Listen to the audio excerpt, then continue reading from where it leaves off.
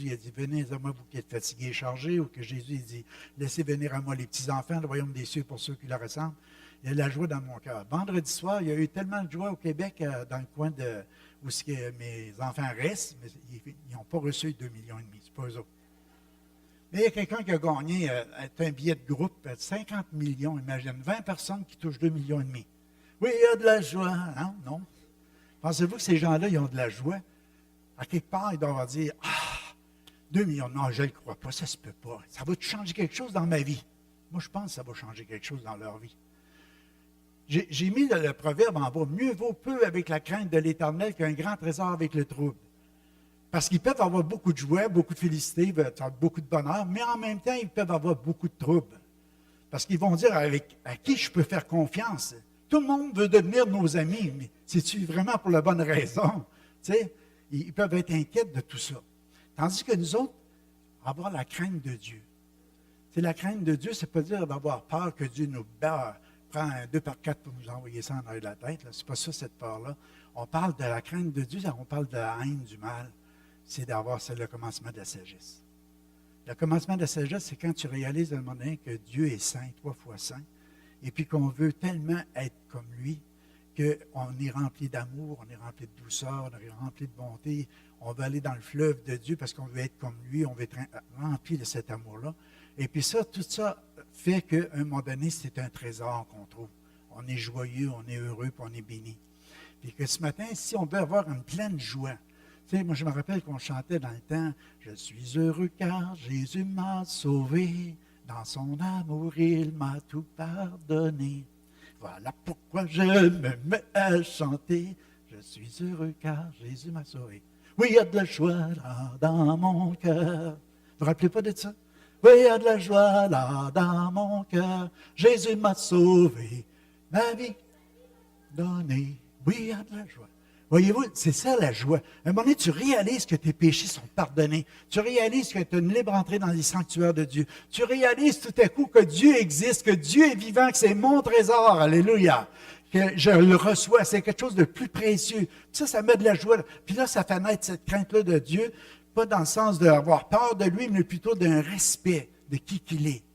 Quand je m'approche de lui, je m'assure, le Saint-Esprit qui vient habiter en moi, qui vient faire sa demeure en moi, après j'ai donné ma vie à Jésus, bien lui, il est en train de me convaincre de péché, de justice, de jugement. C'est lui qui vient dans mon cœur, puis il commence à me faire réaliser, regarde, ça c'est pas bien, ça c'est bon, ça c'est correct. Puis c'est mon ami, c'est un consolateur, il est là parce qu'il me consolait, les premiers disciples, vous savez, c'était quand Jésus était avec eux autres pendant 3 ans, ils vivaient une belle relation d'amour avec lui, qu'ils ont tout quitté pour le suivre. Et puis, après, le Seigneur a dit, je ne vous laisse pas orphelin, je vais vous envoyer quelqu'un d'autre, pareil comme moi. Le Saint-Esprit, il va être avec vous, il va être en vous. Il vient et nous console de voir que Jésus, peut-être, on ne le voit pas de la même façon quand les disciples le voyaient, mais le Saint-Esprit est en nous, puis il nous donne cette conviction-là, puis il nous montre comment prendre le chemin pour toujours retourner à la maison de Dieu, pour être dans la présence du Père, pour avoir de découvrir ce précieux trésor qui est Jésus dans notre vie. Amen. Mieux vaut peu avec la crainte de l'Éternel que d'avoir tout. Ça enlève ses peurs et ses craintes-là. Je vais vous lire un passage, si vous voulez, c'est dans Deutéronome 28, 12. Si tu veux le mettre de beau en haut. L'Éternel t'ouvrira son bon trésor, le ciel. Pour ça, j'ai fait une pause. Le bon trésor, le ciel. Pour t'envoyer à ton pays la pluie en son temps, pour bénir tout le travail de tes mains. Tu prêteras à beaucoup de nations et tu n'emprunteras point. Hey, dans ces mêmes passages-là, le Seigneur, il dit à un moment donné, je vais faire de toi la tête, pas la queue. Je vais t'élever, je vais prendre soin de toi. Tu vas voir, c'est toi qui vas prêter aux nations. C'est pas toi qui vas emprunter, c'est toi qui vas prêter. C'est tellement différent. Moi, je me rappelle quand j'étais petit gars, mon père il disait, tiens, les Juifs. Avez-vous déjà entendu l'expression? Les Juifs, eux autres, sont corrects. Les Juifs, eux autres, ils ont de l'argent. Les Juifs, eux autres, ils manquent de rien. Vous avez jamais entendu ça chez vous? Il y avait je ne peux souvent pas parler de celui-là que mon père parlait, mais il y en avait un en ville qui avait un magasin, puis il était vu comme ça. Fait qu'il dit, l'Éternel t'ouvrira son bon trésor, le ciel. S'il l'a fait dans l'Ancien Testament, il l'a fait dans le Nouveau. Amen. Ça a été l'accomplissement. Il nous a ouvert le ciel. On a ce privilège-là. Pour ça qu'on peut dire qu'il y a de la joie. Quand on sait qu'on a un sens à notre vie, on sait pourquoi on est né, on sait pourquoi on vit, on sait pourquoi où est-ce qu'on s'en va, d'où qu'on vient. On réalise tout à coup les vraies valeurs, les vrais trésors, ils sont où? Moi, je suis prêt à quitter tout pour ce bon trésor-là. Le privilège qu'on a. Ce matin, on chantait des chants, puis pendant qu'on chantait les chants, j'avais les yeux fermés, puis je disais, « Ah, papa, on peut-tu imaginer toute ta grandeur? On peut-tu l'imaginer? Montre-nous-le encore plus. Fais-nous prendre conscience encore comment tu es grand, comment tu es puissant, afin qu'on réalise le privilège qu'on a de te connaître, de t'aimer, de te servir. » Vous savez, le printemps, quand il arrive la fonte des neiges, hein, tout est désolation pendant plusieurs mois dans l'Abitibi, presque 6 mois. Hein. Puis là, tout à coup, tu vois la neige disparaître. Commencez à regarder dans vos cours, vous allez voir, c'est déjà là. L'herbe a commencé à pousser. Il y a encore de la neige, mais l'herbe a commencé à pousser. Les oiseaux commencent à chanter. Les ustardes sont revenus. Il y a plein de belles choses qui arrivent, qui se passent, parce que c'est le printemps. La vie est là. C'est ça qui arrive quand on met Jésus dans notre vie. Tout à coup, il y a quelque chose qu'on réalise, que la vie est là, qu'il y a quelque chose de nouveau qui prend place. Des fois, on vit dans la déception, dans le découragement, on vit dans les épreuves, mais quand on vient à Jésus, puis tout à coup, on se connecte avec lui, wow! Tout ça, ça part. Il y a une joie de vivre qui revient, parce que nos yeux sont à bonne place, parce qu'on réalise que le Père nous a ouvert les portes du ciel, son trésor. Et de chercher premièrement le royaume de Dieu, puis toutes les autres choses vous seront données en surplus. Commencez à chercher. Dieu règne en moi. Dieu, je veux que ton royaume s'établisse dans mon cœur et dans ma vie. Dieu, je ne veux plus vivre pour les richesses de ce monde, ni pour les 50 millions. Mais je veux vivre parce que toi, tu es le trésor le plus précieux que je peux avoir. Si j'ai Dieu, j'ai tout ce qu'il faut. Parce que Dieu, dans sa parole, il dit, regarde, je vais bénir le travail de tes mains. Je vais t'envoyer la pluie en son temps. Tu ne manqueras de rien. Notre bon trésor pour nous, les chrétiens, c'est que premièrement, le ciel nous est ouvert par le sacrifice de Jésus. Cette libre entrée qu'on a dans les sanctuaires. C'est ça le plus beau des trésors, le plus grand des trésors. Je ne sais pas si vous vous en souvenez. Je ne sais pas si c'est parce qu'on a fait beaucoup de réno, mais c'est sec. J'ai levé mes lunettes. Alléluia. Moi, je me rappelle quand j'ai donné ma vie à Jésus. Je faisais longtemps que j'aimais Dieu, que je parlais à Dieu, que je croyais en Dieu.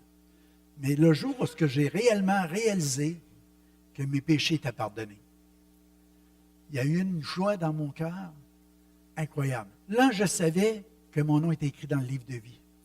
Je savais que j'avais répondu à l'appel, puis j'avais avancé, j'ai dit, Seigneur, je te donne ma vie, tout ce que je suis.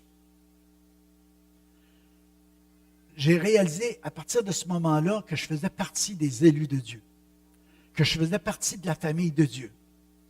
Je n'avais pas reçu une lettre par la poste, je n'avais pas reçu une confirmation par ailleurs. C'est juste que dans mon cœur, je savais que le Saint-Esprit avait pris place, qu'il y avait cette conviction qui était là. Et puis, je ne voulais pas que ça parte. Puis, je m'assurais que c'était toujours là. J'ai répondu à l'appel, je ne sais pas, des dizaines de fois pour avancer en avant. À chaque fois qu'elle passait, « vous donnez votre vie à Jésus? Il y en a-tu qui veulent donner leur vie à Jésus? »« Oui, moi! Alléluia! » Avancer en avant, j'avançais. « Et tu l'as donné à semaine passée. » Mais je vais être sûr. Alléluia! C'est le plus beau trésor, c'est le plus grand des trésors. La joie qui était dans mon cœur. Seigneur, fais ce que tu veux. Je me rappelle, on avait eu un petit carton, j'avais écrit ça, j'avais mis ça dans ma Bible. Où tu veux, quand tu veux, de la manière que tu veux, Seigneur, ma vie t'appartient. Fais ce que tu veux avec moi. Alléluia. Est-ce que ce matin, vous seriez prêt à dire ça à Dieu? Où tu veux, quand tu veux, de la manière que tu veux. Ma vie t'appartient. Je te la donne. Parce que tu existes. Parce que c'est réel. Parce que c'est vrai. Puis, si tu n'es pas certain ce matin, m'ennuie. Oh, palais. Tu vas voir ce qui va se passer. Parce que Dieu, il nous aime. Il nous a tellement aimés qu'il a donné son Fils unique, afin que quiconque croit en lui ne périsse pas, mais qu'il ait la vie éternelle. Si tu crois en lui, il ne veut pas que tu périsses, il veut que tu aies de la vie éternelle. Fait que c'est bien sûr que Dieu nous a tellement aimés qu'il a fait ça. Comment est-ce que ce matin, si tu dis, Seigneur, confirme-moi si je suis ton enfant, confirme-moi si vraiment j'ai accès au trône de la grâce. Oh, c'est facile. C'est tellement facile. Il faut se repentir de nos péchés. Il faut juste admettre qu'on est des pécheurs. Puis après ça, c'est de l'accepter, Jésus, comme celui qui est mort en notre place. C'est lui qui a eu le jugement qu'on devait recevoir. Il est tombé sur lui. Il est tombé sur lui. Il l'a accepté à notre place, il est mort. Le salaire du péché, c'est la mort, mais le don gratuit de Dieu, c'est la vie éternelle en Jésus-Christ. Tu vas me dire, oui, physiquement, on va mourir. Oui, c'est le dernier ennemi qui est détruit. Tu vas avoir un corps glorieux. Dieu ne veut pas que tu restes pogné avec ça. C'est pour ça que ce corps-là, il va t'en débarrasser, il va t'en donner un meilleur. Mais en attendant, il le soutient, il guérit, il restaure, il fait des belles choses. Mais ce que je veux vous dire ce matin, c'est que Dieu va te donner l'assurance parce que tu reconnais que Jésus est mort, que Jésus est ressuscité, que Jésus est vivant, puis qu'il a vaincu le péché, puis qu'il a vaincu son pouvoir, puis que si on l'accepte, on s'identifie à lui dans sa mort et sa résurrection, ben on a la vie éternelle. Alléluia! Ça, c'est le vrai trésor. La vie éternelle. On a été créés pour ça. Vivre éternellement avec lui. Alléluia. Regardez bien ce que ça nous dit dans sa parole. J'écrivais ça hier. Efforçons-nous donc de garder et de mettre en pratique la parole de Dieu et de demeurer, afin de demeurer dans le fleuve du Père. Si nous recherchons le royaume de Dieu, il va s'occuper de tout le reste. Qu'est-ce qui va arriver? Il sera là pour nous secourir, nous protéger, nous sécuriser. Les gens autour de nous vont reconnaître que le Père est vivant et qu'il prend bien soin de ses enfants. Le Père te donnera la supériorité sur les nations. Wow! Tu vas prêter au lieu d'emprunter. Veux-tu qu'il aime mieux prêter qu'emprunter? Moi, j'aimerais mieux prêter. Hein? Je vais vous dire, on a donné notre vie au Seigneur, on a décidé d'aller dans le ministère, puis je parle d'il y a 20 ans passés, 30 ans même. Et puis, quand on a débuté dans le ministère, c'était pas facile. Moi, je me rappelle qu'on a dû faire de gros ajustements. Je parle sur le plan financier. Mais je me rappelle d'une chose, c'est qu'on n'a jamais manqué de rien. Puis je me rappelle d'une chose, c'est d'avoir prêté de l'argent. Pas emprunter, prêter. C'est glorieux, ça. Parce qu'on voyait des miracles. Parce qu'on voyait la fidélité de Dieu. Parce que Dieu est fidèle. La prospérité matérielle, la fécondité, la fertilité, une abondance de récoltes, la victoire dans la bataille, la réussite dans le commerce international. C'est toutes des bénédictions qui viennent du fait que tu as donné ta vie au Seigneur. C'est des promesses de Dieu. Ésaïe 33, 6, je trouve que c'est un beau passage. Il dit, « Tes jours seront en sécurité. La sagesse et l'intelligence sont une source de salut. La crainte de l'Éternel, c'est là le trésor de Sion. » C'est là qu'est notre trésor. La crainte de l'Éternel. C'est la source du salut. C'est la bénédiction. Hier, en lisant, je réalisais aussi que, je ne sais pas si vous vous souvenez de l'histoire qu'il y avait à un moment donné, qu'il y avait un père de famille qui était mourant. Puis ses enfants, ils étaient assez paresseux. Ils ne sont pas bien travaillants. Puis là, il ne savait pas quoi faire pour les faire réaliser à un moment donné qu'il fallait qu'ils se prennent en main parce que lui ne serait plus là. Il les appelle à son chevet, puis il dit à ces deux gars, il dit, vous savez, j'ai caché un trésor dans mon champ. Mais il dit, je ne me rappelle pas au juste à quel endroit. C'est un peu partout, ma mémoire. Mais il dit, il y a un trésor de caché. Ils avaient rien qu'à chercher, puis il dit, vous allez le trouver, vous ne manquerez pas de rien. Vous allez trouver la source de la bénédiction. Puis là, le père est mort. Là, les gars, ils ont dit, hey, Payne nous a dit qu'il y a un trésor dans le champ. On ne peut pas vendre le champ, hein? On va creuser. Là, ils sont mis à prendre des pelles, puis ils ont commencé à creuser partout dans le champ pour trouver le trésor. Cherche. Quand tu cherches, tu trouves. Hein? Le trésor de la parole de Dieu, c'était comme ça, on chantait ça avec les enfants. Hein? Cherche, creuse. Puis là, ils ont creusé, ils ont fait le tour du champ comme ça. Puis à un moment donné, ils disent, non, on ne l'a pas trouvé. On n'a peut-être pas creusé assez creux, mais on ne l'a pas trouvé, son fameux trésor. Fait qu'ils ont dit, tant qu'à avoir tout viré le champ en envers, on va le semer. Ils ont semé du blé là-dedans. Quand ils sont arrivés à l'automne, là, hier, je pensais à Aurélie quand j'ai pensé à l'histoire, ça a venu dorer. Le soleil plombait là-dessus, ça brillait. Ils ont moissonné. Puis ils ont dit, wow! T'as-tu vu la belle récolte qu'on a? Je pense qu'on a compris ce que notre Père voulait nous enseigner. Le trésor d'un homme, c'est son activité. C'est quand tu bouges, quand tu fais quelque chose. Et puis ils ont réalisé pour longtemps, c'était un héritage qu'ils n'ont pas pu dépenser comme ça. Parce qu'il y en avait tout le temps. Il s'agit juste que tu continues à faire ça. Alors que je vous compte ça juste pour dire que Dieu, dans sa parole, quand on commence à chercher, on trouve des richesses incroyables de conseils à tous les niveaux pour nous aider à être de pas ceux qui empruntent, mais de ceux qui prêtent. Alléluia. Parce que Dieu, il veut bénir ses enfants. Il nous promet la prospérité aussi. Il nous promet de ne pas être la queue, mais d'être la tête. C'était dans ses promesses. Que ce soit pour l'Ancien ou le Nouveau Testament, c'est toutes des bénédictions que tu vas découvrir à travers la parole de Dieu. Fait qu'on va tourner un point important d'une parabole, l'autre suivant. Le royaume des cieux est encore semblable à un trésor caché dans un champ. L'homme qui l'a trouvé le cache et dans sa joie, il va vendre tout ce qu'il a et achète ce champ. Il a trouvé un trésor. Lui, il l'a trouvé par hasard. On pourrait dire ça de même. Parce que, regarde, il dit, le royaume des cieux est encore semblable à un trésor caché dans un champ. L'homme qui l'a trouvé le cache. Il m'a dit, un trésor. Hey, c'est dans ce champ-là, mais il faut absolument que j'achète ce champ-là. Il faut qu'il m'appartienne. Là, il vend tout ce qu'il a pour avoir le champ, parce que c'est que le trésor est dedans. Et il y a quelque chose qui nous fait réaliser, c'est que on peut trouver une grande joie en trouvant un trésor, mais si on ne peut pas le prendre,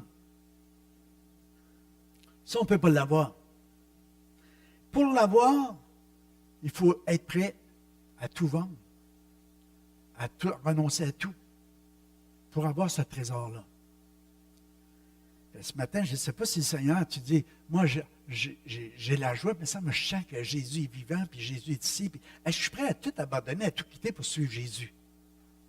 Le Seigneur nous promet dans sa parole de tout nous redonner. Il dit, il n'y a personne ayant quitté papa, maman, les frères, les sœurs, les parents, sa femme, même ses terres, quoi que ce soit, que je lui redonne dans cette vie ici, toutes ces choses-là. Moi, je me rappelle quand j'ai décidé de suivre le Seigneur, c'était difficile dans la famille. On était une famille, c'était proche comme ça, unie. Puis tout à coup, on avait l'impression que les deux derniers, en parlant de moi et Jean-Marie, on était trop dans la famille. Parce qu'on avait décidé de donner notre vie au Seigneur. Alors, tout le monde était religieux, tout le monde vivait une certaine relation avec Dieu, mais comparé à ce qu'on venait de découvrir, wow! Nous autres, on voulait partager le trésor. Mais les autres, ils n'en voulaient pas. À ce moment-là. Fait que c'était pas facile. Puis là, on a réalisé, mais je me rappelle, j'étais dans l'église, c'était pas ici, c'était là-bas. J'ai avoir lu le verset, puis dit, Seigneur, tu as pourvu pour chaque verset. Personne n'ayant quitté papa, maman, mes frères, mes sœurs. Là, je réalisais ce verset-là, il est tellement vivant dans mon cœur. Je dis, Seigneur, oh oui, Seigneur, tu vas m'y redonner, alléluia. Mais j'ai réalisé quelques années plus tard, puis même, ça ne fait pas si longtemps, où on était dans l'église un matin, et puis que tout le monde était impliqué dans le ministère, dans ma famille, puis le Seigneur m'a ouvert les yeux, puis il dit, garde ce que je t'avais promis. Ma famille, c'était même plus, avant je me disais, Dieu m'a redonné des frères et des sœurs dans l'église, Dieu m'a donné des pères et des mères dans l'église, puis c'est vrai. Tu sais, mais je regarde la mère à Luc, à Linda, la femme à Luc, moi je l'appelle maman, tu sais. Monsieur Hull, c'était pareil, c'était mon papa, tu sais. Puis il y en a plein comme ça, Mme Ashley ou d'autres. Tu sais, on les voyait, c'est des membres de notre famille. On les voyait, on les mettait comme des noms à travers tout ça. Comme moi, à un moment donné, je regardais à peu près toutes les filles qu'il y a dans l'église, c'est mes filles. Mais ma femme m'a dit non. Moi, c'est juste dans la relation. Dieu m'a donné un cœur pour ça, puis merci Seigneur pour ce cœur. Je parle avec quelqu'un, puis tout de suite, moi, je l'adopterais, tu sais. Mais le Seigneur, il dit, oui, mais je te l'ai redonné aussi à travers ta descendance, ta famille. J'ai eu le privilège de prier avec ma mère avant qu'elle meure, avec mon père, puis de vivre belles choses. Aujourd'hui, j'ai le privilège que des membres de ma famille m'appellent pour prier pour eux autres, puis je sais qu'on vit des belles choses. Puis je ne veux pas penser que juste les évangéliques sont sauvés, ça n'a rien à voir. On est en train juste de parler de cette relation, ce qu'on fait qu'on est prêt à tout abandonner pour Jésus. Et je sais que maintenant, il y a bien des gens qui n'ont peut-être pas mis jamais les pieds dans une église évangélique, mais qui vivent vraiment une relation avec Dieu, qui vivent une communion avec Dieu, qui ont réalisé ça. Le vrai trésor, c'est Jésus. Alléluia. Personne n'a rien quitté. Après ça, il donne une autre parabole. Le Seigneur voulait le faire réaliser. Il dit, ça ressemble à un marchand qui cherche des perles précieuses et qui, en ayant trouvé une de grand prix, vend tout ce qu'il possède et la jette. Imagine, c'est un marchand, puis il est habitué, lui, il négocie, puis il voit une perle précieuse, il la ramasse, il en voit un autre, puis elles sont toutes précieuses pour lui.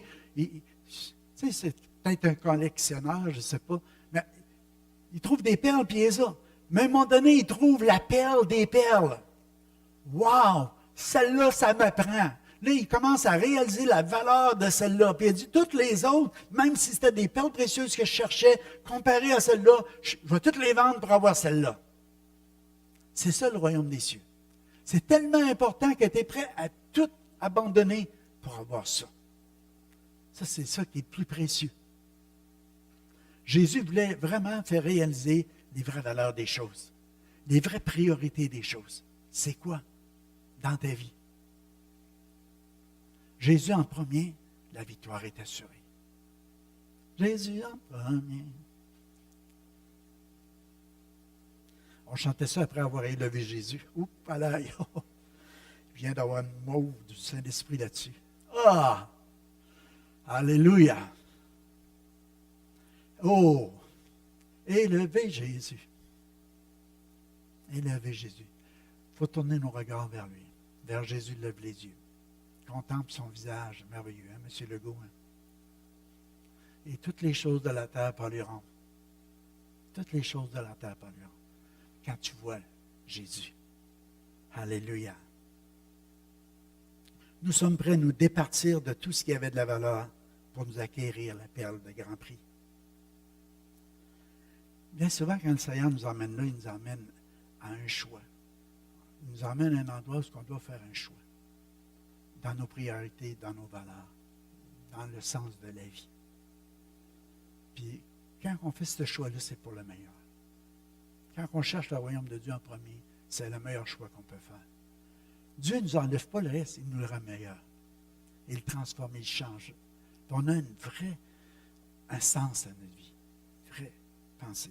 Après ça, il compare encore son royaume, la troisième chose qu'il fait, à un filet jeté dans la mer, lequel se remplit de choses bonnes et de mauvaises, et que les pêcheurs amènent sur le rivage pour recueillir les unes et rejeter les autres. C'est comme s'il nous fait réaliser la séparation qu'il va y avoir au jugement. Le Seigneur, à un moment donné, il dit à ses disciples, il dit, je vais vous faire maintenant des pêcheurs d'hommes. Juste pour imager. C'est comme la terre, c'est comme une grande mer, puis il envoie ses disciples avec des filets, puis il dit, allez pêcher des hommes.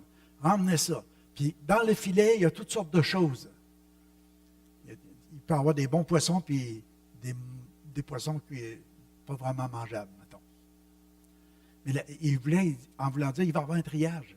Il va y avoir quelque chose qui va arriver à ce moment-là. Mais le royaume de Dieu est semblable à ça. Jetez vos filets, ramassez. Jetez vos filets, ramassez. Emmenez. Après ça, il y aura le triage. Il va s'en occuper. C'est la même chose avec la parabole de la semence. C'est quand il nous demande de semer dans différents terrains, divers sols. Il y a des sols qui sont réceptifs, qui vont donner du 30, du 60 ou du 100, puis il y en a d'autres, mais ça va tomber sur la ronce, les épines, puis il ne poussera pas grand-chose là-dedans. Ça nous dit même, à un moment donné, que dans la parabole de la semence, que l'ennemi vient et il sème de l'ivraie.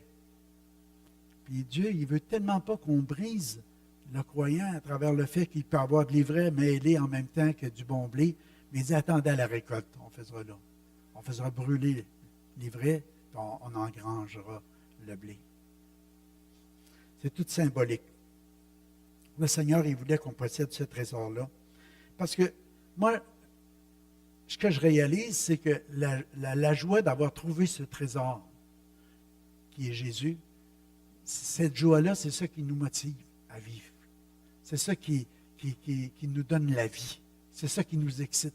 Que quand même tu passes des périodes de détresse, des périodes d'affliction, d'épreuve, mais il y a une joie intérieure en sachant que tu es connecté avec Dieu, que tu as mis une priorité dans cette relation-là avec Dieu, que tu sais où est-ce que tu vas, mais tu meurs. Mais cette joie-là va te garder, alléluia. C'est elle qui va te soutenir. C'est elle qui va t'aider à continuer, toujours aller plus loin. C'est quoi la perle précieuse qui a le plus de valeur dans votre vie? C'est la question que je vous pose ce matin. C'est quoi la perle précieuse qui a le plus de valeur dans votre vie? Il n'y a pas de dire c'est ton 4 roues, ni ton bateau, ni ton travail, tes activités. C'est quoi qui a le plus de valeur dans ta vie? C'est quoi qui a une priorité dans ton cœur? Tu sais, des fois, on devrait se poser la question, pourquoi on fait les choses? Moi, quand j'arrive à une prêche, je pense que j'ai donné le secret l'autre fois à quelqu'un, mais je me dis, pourquoi? C'est quoi je vais prêcher? Pourquoi je vais le prêcher? Comment je vais le prêcher? Puis maintenant que je l'ai prêché, c'est quoi le résultat de tout ça? Ça va apporter quoi dans la vie des gens? Si tu n'as pas un but comme ça, tu vas dire n'importe quoi. Tu vas faire n'importe quoi. Ça ne veut pas dire que tu vas toujours réussir à mettre ça intéressant, puis éloquent, puis tout ça. Mais il faut que tu aies une raison. Mais quoi? Mais pourquoi? Puis à partir de là, les gens vont en retirer une bénédiction. Ils vont partir peut-être différents qui sont rentrés dans l'Église, des choses de même. Mais ta vie, moi j'ai vu des gens des fois dire, moi, je travaille, mais pourquoi tu travailles? Mais je veux tout te donner, je ne veux pas que ma femme manque de rien, je ne veux pas que mes enfants manquent de rien, je veux qu'ils soient dans... Puis moi, je ne veux pas me priver de rien non plus, je vais avoir ça, puis ça, puis ça, puis ça. Oui, c'est tout bon, tout ça. Mais en faisant tout ça, tu ne penses pas que tu peux perdre des bonnes choses? Peut-être ta femme, elle demande plus ta présence dans la maison que beaucoup d'activités. Peut-être que tes enfants, ils auraient besoin de plus que tu passes du temps avec eux autres que de leur donner des bébelles. Comprends-tu? Fait qu'à un moment donné, on s'arrête, on regarde tout ça, puis on se dit, Seigneur, éclaire-moi, montre-moi. Tu sais, c'est mieux de manger un morceau de pain sec dans une maison qu'une maison remplie de querelles. Tu sais, la Bible nous dit. Ça veut dire que ça ne donne rien d'emmener de la viande sur la table, mais que quand je rentre dans la maison, c'est tu t'aimes, mais où est-ce que tu étais, puis qu'est-ce que tu fais, puis tu sais, il n'y a pas de relation, pas de communion, pas d'intimité. On n'a pas investi à ce niveau-là. Mais la parole de Dieu, quand tu commences à creuser, à chercher, c'est le trésor. C'est là qu'est le trésor. Parce que Dieu nous enseigne à dire, regarde, tes priorités, c'est là. Si tu vis comme ça, tu vas être heureux. Puis tu vas réaliser que oui, il y a un temps pour travailler, mais il y a un temps pour dormir, puis il y a un temps pour avoir du plaisir, puis il y a un temps d'être là, puis il y a un temps pour aller à l'église. Il y a un temps pour chaque chose. Il y a un équilibre qui se crée dans notre vie de tous les jours. Mais il faut creuser pour découvrir. On va aller à la suivante. Oui, il y a de la joie. C'est l'autre après. Matthieu 13, 52, il leur dit, c'est pourquoi tout scribe instruit de ce que regarde le royaume des cieux est semblable à un maître de maison qui tire de son trésor des choses nouvelles et des choses anciennes. Tu sais, le Seigneur est en train de comparer ça à un scribe. Esdras était un scribe, ça nous dit dans Esdras 7, 6, j'ai pris ce verset-là hier, qui était versé dans la loi de Moïse, donné par l'Éternel, le Dieu d'Israël. Et comme la main de l'Éternel, son Dieu, était sur lui, le roi lui accordait tout ce qu'il lui avait demandé. Tout ce qu'il avait demandé. Le Père, il veut répondre à nos prières, tout ça. Mais qu'est-ce qui est arrivé avec Esdras? Il s'appliquait, il recherchait intensément de tout son cœur la parole de Dieu. Il recherchait à comprendre, à saisir. Plus que ça, il recherchait à mettre en pratique. C'est une chose de chercher et d'être bien connaissant, mais si on ne la met pas en pratique, ça ne donne pas grand-chose. Mais quand que tu creuses la parole de Dieu, tu cherches le trésor, puis Dieu te révèle des perles précieuses, des bénédictions, Mais là, tu commences à mettre ça, tu vas être heureux dans toutes tes activités. Tu vas retrouver vraiment le bon trésor. Et c'est ça qui s'est passé ici. Jésus dit à ses disciples, vous sondez les Écritures parce que vous pensez avoir en elles la vie éternelle. Ce sont elles qui rendent témoignage de moi. Il voulait que les autres saisissent, puis regarde, vous prenez du temps, les scribes ou les autres, vous sondez les Écritures, regarde, ils rendent témoignage de moi. Parce que moi, je suis le chemin, je suis la vérité, je suis la vie. Nul ne va au Père que par moi. Jésus est en train de leur révéler, regardez, qu'est-ce qui va arriver sur la croix, c'est pour vous autres que je le fais. C'est par obéissance au Père, au plan du Père, parce que je veux vous ramener dans la maison du Père, parce que je veux que vous preniez ce chemin-là, puis que vous réalisez que vous n'êtes plus des pécheurs. En moi, vous êtes justifiés. Maintenant, vous avez une vie nouvelle. Vous allez vivre pour le royaume de Dieu. Alléluia. Il n'y a rien de plus excitant. Creuse, creuse, plus creux. Nous sommes appelés à faire des choix, mes amis. On doit se séparer des choses de ce monde. Ça ne veut pas dire que Dieu nous dit qu'il ne prendra pas soin de nous autres, qu'on doit devenir des mendiants. Non, il dit, si tu t'emprunteras pas, tu vas prêter. Mais ça veut dire que tes priorités vont peut-être changer. Moi, je parlais avec un couple dernièrement qui voulait juste faire de la relation d'aide. Puis j'ai commencé juste à le faire comprendre, juste un petit point au milieu d'un grand, grand cercle. Je dis, on va commencer là. Au centre, c'est qui? C'est toi ou c'est Jésus? Tout doit tourner autour de Jésus.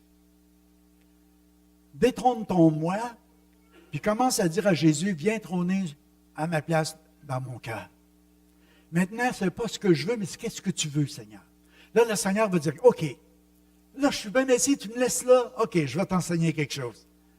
Maintenant, tu vas aimer ton épouse comme ta propre chair. Tu la nourris, ta chair. Tu prends soin de ton corps, hein? Tu lui fais pas de mal, tu lui fesses pas d'en face.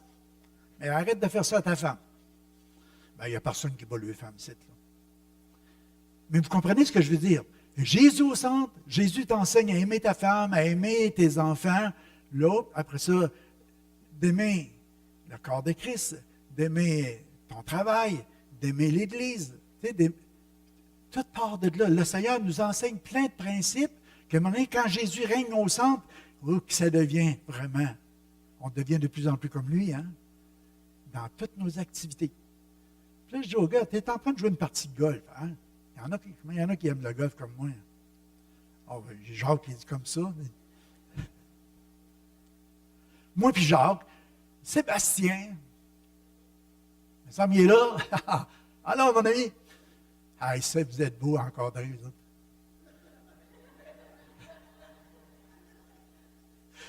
Un vrai Père Noël, il fait des saluts. On aime le golf. On est en train de jouer à la game de golf. Vous connaissez l'histoire, là, de la game de golf? Le gars, il joue au golf. Puis tout à coup, il y a une procession qui se passe, c'est un cortège funéraire. Le gars, il est bien respectueux, il arrête, il lève sa casquette, il ça là.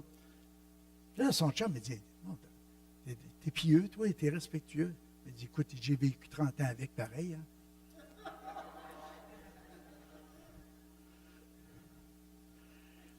Mais, si tu es sur le terrain de golf, puis là, tu es pour faire un birdie, là, tu sais.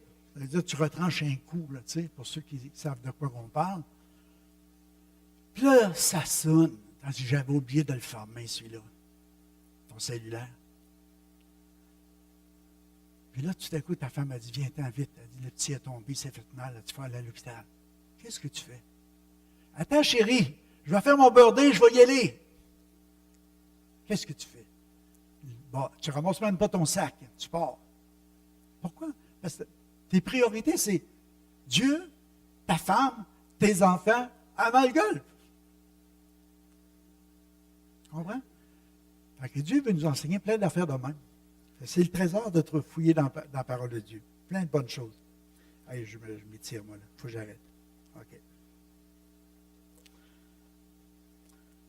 Celui qui a reçu la semence, c'est Matthieu 13, 23. Dans la bonne terre, c'est celui qui entend la parole et la comprend. Il porte du fruit, un grain, et en donne 100, un autre 60 et un autre 30. Il veut qu'on porte du fruit. Puis, on sait que nous autres, on a la vie éternelle à la fin de tout ça. Fait que la bonne semence tombe dans la bonne terre. Ce matin, je prie que cette semence-là tombe dans nos cœurs. Elle tombe dans la bonne terre. Puis que ça en fasse plus d'avoir plus que de la connaissance, mais de le mettre en pratique. Vous allez être heureux dans toutes vos activités. On va tourner parce que je veux terminer avec ça. Alléluia.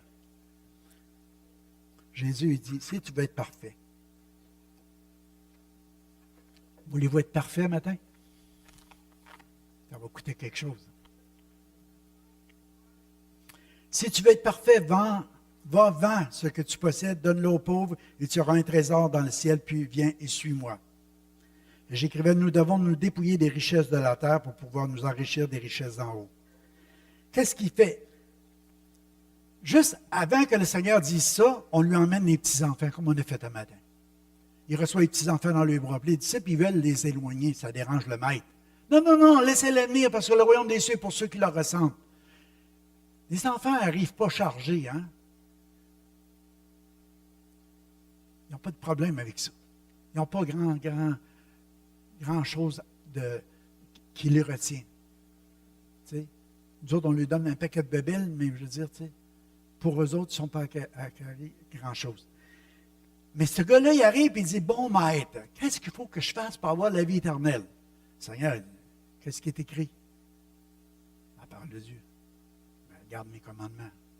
Il dit, garde les commandements. Honore ton père, ta mère. Puis il nomme tous les commandements. Mais il dit, je fais ça depuis ma tendre jeunesse. Hein? J'ai toujours fait ça. Il dit, as-tu d'autres choses que je fasse? Hein? Que me manque-t-il encore? C'est ça qu'il dit. Que me manque-t-il encore? Le Seigneur la regarde. Wow! Tu es capable d'imaginer Jésus qui te regarde? Jésus l'aima. Écoute, vends tout ce que tu as, là. Il sait qu'il est riche. Vends tout ce que tu as, donne ça aux pauvres, puis viens, puis suis-moi. Lui, il n'est pas parti avec de la joie. Il est parti tout triste. Parce qu'il n'a pas été capable de le faire. Voyez-vous, il a reçu l'invitation. Il a entendu l'invitation de Jésus lui-même. Jésus l'a regardé, Jésus l'a aimé, puis Jésus lui a donné le secret. Qu'est-ce qui te manque, mon ami? Il y a des choses qui te retiennent, qui t'empêchent de faire ma volonté. Débarrasse-toi de ça. Viens, puis suis-moi. Il a arrêté 3 ans avec Jésus, en train de le voir faire des signes, des prodiges, des miracles, à pouvoir faire des choses. Il y a des commentaires bibliques qui vont dire ça, c'était peut-être Jean, c'était peut-être un autre, tu comprends? Parce que ça a été raconté, ils nomment pas les noms. Mais il s'est en allé tout triste parce qu'à un moment donné, si l'histoire nous est racontée, c'est qu'à quelque part, peut-être que c'était lui-même qui a perdu un peu de temps. Mais il avait reçu l'invitation. Vous savez, la semaine passée, j'étais dans mon banc, j'étais assis là, puis je commençais à louer le Seigneur, puis j'ai commencé juste à voir les regards de Jésus. J'essayais d'imaginer quand Jésus a regardé Pierre, après qu'il l'avait renié. Juste un regard. Comment Pierre a filé, il est sorti. Il savait qu'il avait renié le maître. Quand Jésus a regardé le jeune homme riche, le regard qu'il pouvait avoir. Quand Jésus a regardé la pécheresse, qui l'avait traîné à ses pieds, puis qui était vu comme un adultère, puis qui voulait lapider, puis le Seigneur a dit, celui qui n'a pas péché, la lapide. Mais ils sont tous partis, puis le Seigneur l'a regardé. Va, ne pêche plus. Tu sais, le regard de Jésus. Comment tu peux résister? Mais quand on regarde cette histoire-là, toutes les richesses que le jeune homme avait, ça l'empêchait de suivre Jésus. Il s'est en allé tout triste. Moi, il y a de la joie quand tu découvres un trésor. Mais faut-tu prêt à renoncer à tout? Es-tu prêt à renoncer à tout, même à ta propre vie, pour suivre le Seigneur? Moi, je vais vous dire, des fois, on ne réalise pas pleinement que si tu fais cette prière-là, peut-être qu'il va tout prendre. Moi, je me rappelle, au début de ma vie chrétienne, j'avais ma petite fille, Isabelle. Elle était malade, elle faisait de la fièvre. Ça m'a tellement touché, ça fait 30 quelques années.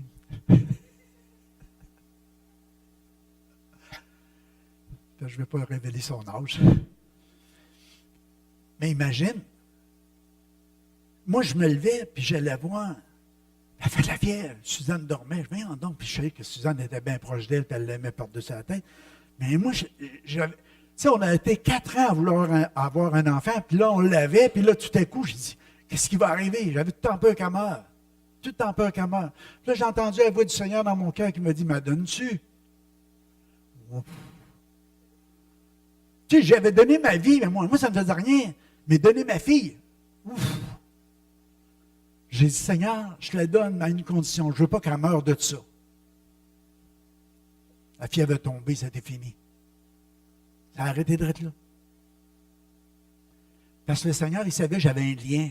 Il y avait quelque chose encore dans mon cœur qui était plus important que lui-même. Puis il voulait briser ça. Ça n'a pas fait mourir ma fille. Ça n'a pas fait mourir aucun enfant. L'année d'après, Geneviève, elle vit au monde. J'étais dans la salle d'accouchement. Elle était toutes les couleurs. Puis là, le médecin, il a arrêté de s'occuper de Suzanne pour aller voir le bébé, parce que l'infirmière, elle a dit, on voyait qu'il y avait une panique. Puis moi, j'avais regardé sur le mur, puis je voyais la photo de quelqu'un, tu sais, quand il a telle couleur, c'était inquiétant. Parce qu'il y avait des sécrétions qui n'étaient pas sorties. Là, il était à côté, puis ça a eu ta première volée là. Tu as pleuré. Mais j'étais tellement content de t'entendre pleurer. Vous comprenez? Mais moi, je me rappelle, par exemple, d'une chose. J'ai dit, Seigneur, je te la donne tout de suite, avant même qu'il tape dans ton dos. Seigneur, je te la donne tout de suite. Elle est bien mieux dans tes mains que dans les miennes. Alléluia. C'est bien plus sécure. Qu'est-ce que je suis en train de vous dire? Tout ce qui est la plus grande richesse dans ta vie, ça, c'est bien plus. Les enfants, c'est bien plus un trésor que tout le reste. Il faut les présenter au Seigneur, comme Amélie a fait ce matin avec Kevin. Les donner à Dieu. Tu m'as le donné, Seigneur, je te le donne. Donne-moi maintenant de l'élever dans tes voies. Ça t'appartient. C'est à toi. Alléluia.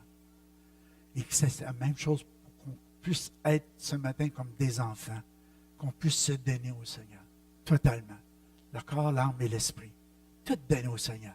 Si le Seigneur est choisi de venir chercher aujourd'hui, ça va être pour le meilleur. Ce n'est pas les morts qui sont perdants, c'est les vivants des fois. Parce que quand tu meurs, tu t'en vas dans la gloire. Alléluia. Dans la présence de Dieu. Tu aspires à ça. C'est juste ça que tu as dans ton cœur. C'est d'être avec lui pour toujours. Et c'est ma prière ce matin pour vous. Si vous voulez être parfait, soyez prêts à tout abandonner pour suivre le Seigneur. Tu sais, des fois, le Seigneur ne te demande pas d'arriver chez vous et de dire, ben là, il faut que je vende ma maison, mon 4 roues, mes affaires, parce que je veux suivre Jésus. Le Seigneur regarde dans ton cœur. Est-ce que tu es prêt à tout abandonner pour lui? C'est ça qu'il veut savoir. Après ça, il dit qu'il va te rendre prospère. Il ne dit pas qu'il va te rendre pauvre. C'est toi qui vas prêter. Ce n'est pas toi qui vas emprunter. Vous comprenez, je veux dire? Mais il faut que tu sois prêt à tout lui donner et qu'il devienne le Seigneur de ta vie. Sauveur et Seigneur. Après ça, c'est la bénédiction. Connaissez-vous l'histoire de la Sulamite? Parce que j'écrivais ça, je termine la prédication avec ça. Nous devons la rechercher comme un grand trésor pour être dans la joie. Dans Cantique des Cantiques, sur mon lit, pendant la nuit, j'ai cherché celui que mon cœur aime. Je l'ai cherché, mais je ne l'ai pas trouvé. Alors que cette jeune femme-là est en amour. Puis comme tu pourrais être en amour avec Jésus. Puis là, elle dit, il faut que je le trouve. Où est-ce qu'il est, mon bien-aimé? Où est-ce qu'il est parti, mon bien-aimé? Elle est accouchée. Ça l'a dérangée. Elle était pas capable de dormir de même. Elle s'est levée. Mettons qu'elle faisait un rêve, mais en tout cas, dans son rêve, elle s'est levée. Chose qui est sûre, c'est qu'elle a sorti, elle a commencé à chercher son bien-aimé. Avez-vous vu, mon bien-aimé? Avez-vous vu, mon bien-aimé? Elle criait de partout. Elle a rencontré les gardes. Les gardes disaient, on ne l'a pas vu. Mais tout à coup, elle l'a trouvé. Qu'est-ce que vous pensez qu'elle a fait? Elle l'a saisi. Elle l'a pogné, autrement dit, en bon québécois. Puis elle dit, toi, tu t'en viens dans la chambre de ma mère où j'ai été conçu. On va vivre une intimité ensemble. Comprenez-vous ce que je veux dire ce matin? La chose la plus importante. Tu veux te fondre avec Jésus. Tu veux vivre cette intimité-là avec Jésus. C'est la chose la plus importante, ça commence là, la vie chrétienne. Puis moi, je t'encourage ce matin. Si tu n'as pas encore fait ce choix-là, fais-le. Si tu l'as déjà fait, dis merci Seigneur. à remettre tes priorités aux bonnes places. Peut-être qu'il y a d'autres choses qui sont venues, qui ont commencé à t'enchaîner, puis tu n'as pas cette délivrance-là. Le Seigneur veut te l'accorder ce matin. Que rien te retienne dans la captivité. Que tu réalises que ton plus grand trésor, ton plus beau trésor, c'est lui. La perle la plus précieuse, c'est lui. Que tu es prêt à tout quitter. Savez-vous, je vais vous mettre ça sur l'autre bord en terminant. Dieu est en haut, il regarde sur la terre. Il y a un trésor qui est là. Il y a des cœurs qui sont pour moi là. Il faut que j'aille les racheter. Je vais donner ce qui est le plus précieux. Je vais donner mon fils en rançon pour pouvoir acquérir la perle la plus précieuse, l'Église, ou le corps de Christ, ou chacun de nous autres. Et Dieu il a donné ce qu'il avait de plus cher. Jésus est venu sur la terre, il a donné sa propre vie. Pourquoi? Pour nous racheter, pour qu'on lui appartient. Parce que c'est tellement précieux pour lui, chacun de nous autres. Il veut qu'on rentre à la maison. Parce que on fait partie de sa famille. On est ses enfants. C'est précieux pour lui. Est-ce qu'on réalise ça? Dieu l'a fait pour nous. Est-ce qu'on est prêt à le faire pour lui? Lui, il a tout quitté pour nous. Est-ce qu'on est prêt à tout quitter pour lui? La Bible nous dit que quand on se fait baptiser, on s'identifie dans la mort et la résurrection de Jésus. On s'identifie en disant, c'est plus moi qui vis, c'est Christ qui vit en moi. Si je vis maintenant dans la chair, je vis dans la foi au Fils de Dieu qui m'a aimé. Comprenez? C'est qu'on vit pour lui. Toute notre vie est consacrée à lui. Et ce matin, si on a présenté un enfant au Seigneur, Aurélie, est-ce qu'on peut se présenter chacun de nous autres au Seigneur en disant ça? Seigneur, je te donne ma vie. J'aimais tellement le contenu du chant. Vous me permettez de le relire? C'est mon appel à travers le chant. Je vais essayer de le retrouver.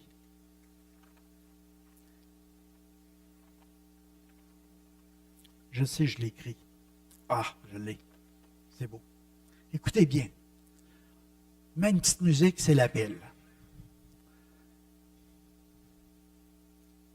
Tu peux mettre une petite musique ou un piano en avant? Ah, viens. C'est correct, Mario. Fermez vos yeux. Baissez la tête. Endormez-vous pas. Mais écoutez ce matin. De tout son être, c'est le titre. De tout ton être ce matin. Entre tes mains, je remets sa vie.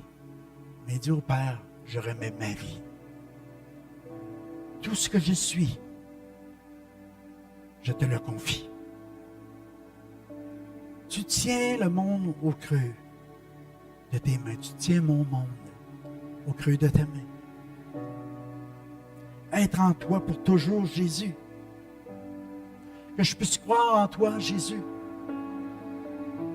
Que je puisse t'appartenir rien qu'à toi, Jésus. C'est pour toi que je veux vivre. C'est pour toi. C'est pour toi que je veux chanter de tout mon être. C'est toi que je veux suivre. Partout où tu iras, je vais te suivre. Dans les larmes, dans la joie. Guide-moi, Seigneur. Afin que je puisse vivre toutes tes voies et toutes tes promesses pour toujours. C'est que le Père désire ce matin, qu'on s'engage à le suivre. Accepte Christ comme ton plus grand trésor dans ta vie. Encore plus grand que toutes tes activités. Sa présence, sa parole, va t'apporter des délivrances, de la guérison, de la restauration. Va apporter un sens à ta vie. Creuse, creuse, plus creux. Que ce soit dans les choses anciennes ou dans les choses nouvelles, le Seigneur va te montrer. Si tu cherches de tout ton cœur, les choses que tu devras mettre en pratique pour être heureux, pour qu'il y ait de la joie dans ton cœur. Fais ce choix ce matin. À l'endroit où tu es, dans le banc, dans ta chaise, fais juste te tourner vers lui et dire, Jésus, je ne comprends pas tout, mais je te donne tout. Je m'abandonne à toi. Je veux que tu prennes le contrôle de ma vie. Fais-le ce matin. Je veux vivre pour toi. Je veux recevoir ta vie. dans mon cœur. Je veux vivre pour toi pour le reste de ma vie. Je veux que tu te complaises en moi. Je veux vivre cette intimité comme la Sunamite. Après l'avoir saisi et dire, tu viens dans ma chambre. Maintenant, on veut vivre totalement en relation avec Jésus. Tu vas apprendre à le connaître dans cette intimité. Tu vas apprendre à voir que c'est vraiment un prince charmant. C'est vraiment quelqu'un qui nous aime, qui a tout sacrifié pour nous. Il veut tout simplement notre bonheur, notre félicité éternelle. Et ce matin, c'est mon conseil pour toi. Retiens cela seulement. Donne ta vie à Jésus, puis vis pour lui. Amen. Amen. Alléluia. Alléluia. Vous pouvez garder cet état-là. Laissez-vous bercer dans la présence de Dieu. Je vous souhaite une belle semaine. Ne manquez pas vendredi soir. On va avoir une bonne rencontre avec Sébastien. Puis allez dans la paix du Seigneur quand vous allez sentir le temps de partir. Mais pressez-vous pas. Sa présence est ici dans ce lieu. Soyez bénis.